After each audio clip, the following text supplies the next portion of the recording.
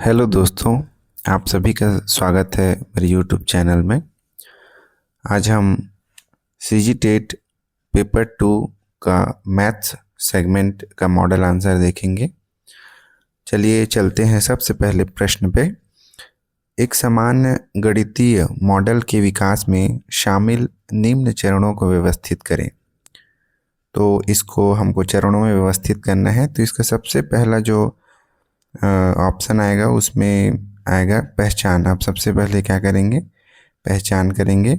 उसके बाद सूचीकरण करेंगे। उसके बाद आप समाधान करेंगे, फिर सत्यापन करेंगे, लास्ट में संशोधन करेंगे। तो ऑप्शन जो बी है, ऑप्शन बी है, ये इसका सही आंसर है। नेक्स्ट क्वेश्चन में चलेंगे। वक्र दिया हुआ है x² upon 9 minus y² upon 16 equals to 1 का वर्गीकरण क्या है? तो अगर इस टाइप का प्रश्न दिया रहता है और बीच में माइनस रहता है तो वो अति परवलय में आता है, इसलिए ऑप्शन सी इसका करेक्ट आंसर होगा। नेक्स्ट क्वेश्चन में चलेंगे दोस्तों।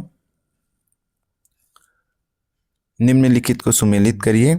इसमें कुछ गणित के सेगमेंट दिए हुए हैं और उसके सूत्र दिए हों, इन दोनों को हमको सुमेलित करना है। तो जैसे घनाभ का आयतन है तो इसमें लंबाई गुणा चौड़ाई गुणा ऊंचाई इस प्रकार का दिया हुआ है। तो ये जो आपका बी है वो आपका 3 से मैच होगा, तो उसी का मैच करने से आप सही उत्तर तक पहुंच जाएंगे। तो ऑप्शन सी जो है वो इस प्रश्न का करेक्ट आंसर होगा।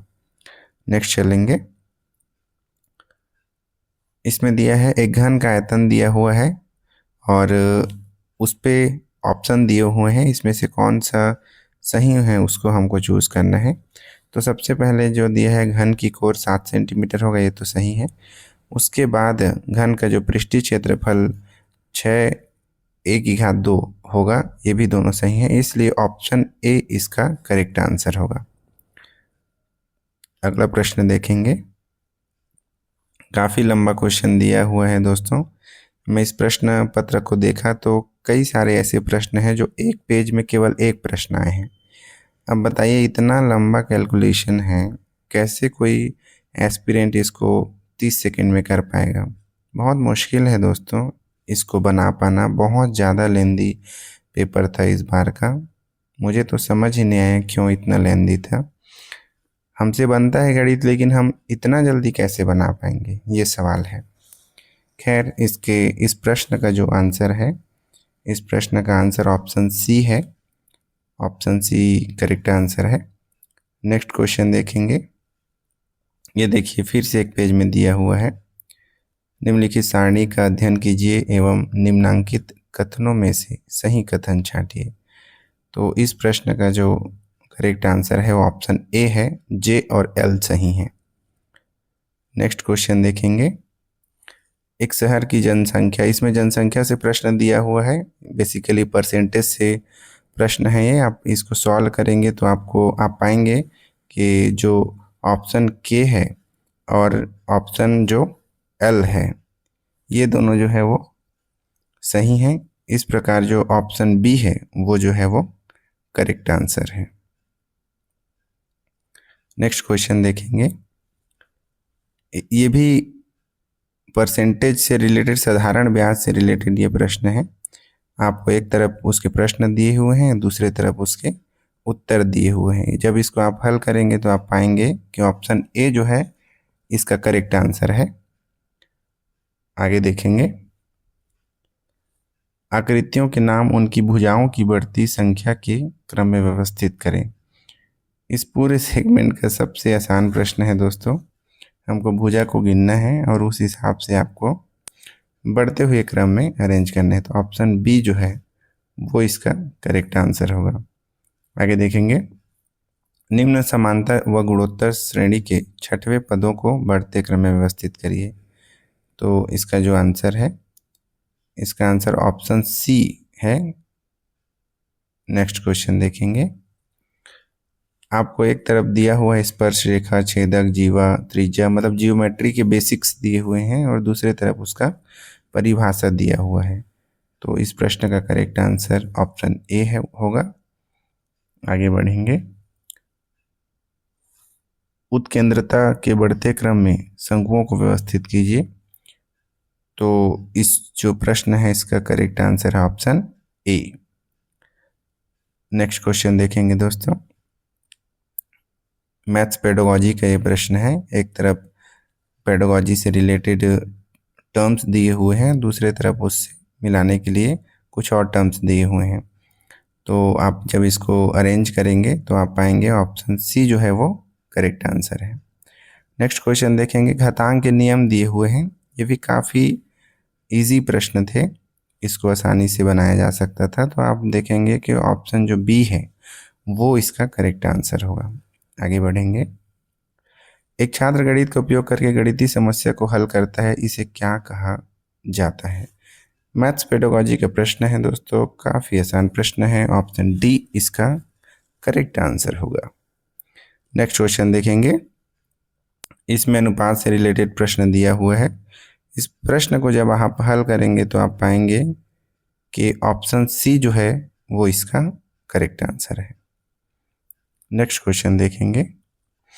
निम्नलिखित गणना कर बढ़ते हुए क्रम में व्यवस्थित करिए। आप पूरे इस प्रश्न को हल करेंगे। इस प्रश्न को हल करने के बाद आप उसको अरेंज करेंगे। तो आप अरेंज करेंगे तो पाएंगे ऑप्शन डी जो है वो इसका करेक्ट आंसर है। ये भी बहुत लेंदी है दोस्तों, इतना लेंदी प्रश्न कैसे कोई बना सकता है इतने कम टाइम में। खैर आगे बढ़ेंगे। इसमें कथन और कारण के रूप में प्रश्न दिया हुआ है। तो आप जब इसको हल करेंगे तो पाएंगे ऑप्शन ए जो है वो इसका करेक्ट आंसर होगा। आगे बढ़ेंगे। ये जो प्रश्न है ये टेबुलेशन पे आधारित है और जब इसको आप हल करेंगे तो आप पाएंगे कि ऑप्शन सी जो है वो इसका करेक्ट आंसर होगा। आगे बढ़ेंगे। उस कथन को चुने जो छात्र द्वारा गणित सीखते समय नहीं किया जाता है। मैथ्स पेडागोजी का प्रश्न है। इजी प्रश्न है कि बच्चा जब मैथ्स बनाता है तो उसको याद करने की कोशिश नहीं करता है। तो ऑप्शन सी जो है वो इसका करेक्ट आंसर होगा। नेक्स्ट क्वेश्चन देखेंगे। पाई चार्ट से संबंधित प्रश्न है ये, और इस प्रश्न को जब आप हल करेंगे तो आप पाएंगे ऑप्शन सी जो है इसमें करेक्ट आंसर है। नेक्स्ट क्वेश्चन देखेंगे। एक श्रेणी समांतर श्रेणी में है। यदि 10वें का योग 120 व 10वां पद 21 है तब प्रथम 3 पदों का योग क्या होगा? तो आप इसको हल करेंगे तो पाएंगे ऑप्शन ए जो है वो इसका करेक्ट आंसर है। नेक्स्ट क्वेश्चन देखेंगे। कथन और कारण के रूप में दिया हुआ है। आप इसको सॉल्व करेंगे तो आप पाएंगे ऑप्शन ए जो है वो इसका करेक्ट आंसर है। नेक्स्ट क्वेश्चन देखेंगे। ये चाल से संबंधित है। चाल, समय, दूरी जो होता है उसे संबंधित है। इसको आप हल करेंगे तो पाएंगे ऑप्शन बी जो है वो इसका करेक्ट आंसर है। आगे बढ़ेंगे। फिर से कथन और कारण दिया हुआ है और ये ज्योमेट्री का प्रश्न है। इसको आप हल करेंगे तो आप पाएंगे ऑप्शन ए जो है वो इसका करेक्ट आंसर है। आगे बढ़ेंगे। क्षेत्रफल से संबंधित प्रश्न है दोस्तों। आप इसको हल करेंगे तो पाएंगे ऑप्शन बी जो है वो इसका करेक्ट आंसर है। नेक्स्ट क्वेश्चन देखेंगे। गुणोत्तर श्रेणी का चौथा पद दिया हुआ है। इसके प्रथम 7 पदों का गुणनफल पूछ रहा है। तो आप इसको हल करेंगे तो पाएंगे ऑप्शन बी जो है वो इसका करेक्ट आंसर है। मैं आंसर बताते जा रहा हूँ दोस्तों। पूरा हल हम करेंगे तो काफ़ी लेंदी हो जाएगा ये वीडियो। अगर आपको इसका हल चाहिए रहेगा तो कमेंट करिएगा, मैं इसको हल के साथ करके आपको डिटेल में बताऊंगा। नेक्स्ट क्वेश्चन है। चक्रीय चतुर्भुज के लिए जो कथन सदैव होता है उसको आपको चुनना है। इसमें देखेंगे ऑप्शन सी इसका करेक्ट आंसर है। आगे बढ़ेंगे। निम्न में से कौन सा गणित में शिक्षण अधिगम संसाधन है? तो ये हम जब गणित पढ़ाते हैं तो यूज़ करते हैं दोस्तों। जियो बोर्ड यूज़ करते हैं, बेकस यूज़ करते हैं, जियोजेब्रा यूज़ करते हैं, जियोपैड यूज़ करते हैं, मतलब सभी हम यूज़ करते हैं, इसलिए इसका जो आंसर है ऑप्शन डी है। ऑप्शन डी इसका करेक्ट आंसर है। लास्ट क्वेश्चन देखेंगे, फिर से टेबुलेशन से क्वेश्चन आए हुए हैं, तो जब इसको हल करेंगे तो आप पाएंगे ऑप्शन बी जो है वो इसका करेक्ट आंसर है। तो मैंने आप लोग को इस 30 प्रश्न के आंसर बता दिए हैं दोस्तों। आपका इस 30 प्रश्न में कितना सही हो रहा है इसको कमेंट के माध्यम से बताइएगा। और इसी प्रकार के वीडियो के लिए टीचिंग वाइब को सब्सक्राइब करिएगा, और आपको वीडियो पसंद आया होगा तो लाइक करिएगा। थैंक यू दोस्तों।